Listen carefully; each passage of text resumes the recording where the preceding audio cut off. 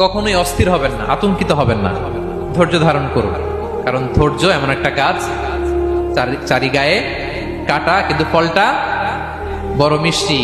এজন্য আল্লাহ তাআলা বলেন ইন্নাল্লাহা ইউহিব্বুস সাবিরিন, আল্লাহ তাআলা ধৈর্যশীল বান্দাদেরকে পছন্দ করেন। 6টা। 7 নম্বরে আল মুকসিতুন। মুকসিতুন মানে হচ্ছে ন্যায়পরায়ণ, যে ইনসাফের সাথে ফায়সালা করে, যে পার্শিয়ালিটি করে না, হ্যাঁ, 2 নাম্বারই করে না।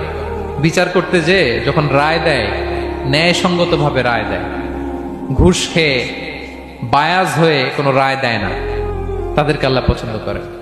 কখনোই অস্থির হবেন না, আতঙ্কিত হবেন না, ধৈর্য ধারণ করুন।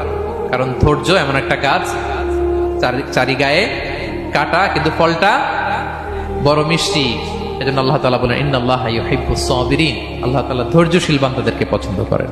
6টা। 7 নম্বরে আল মুকসিতুন।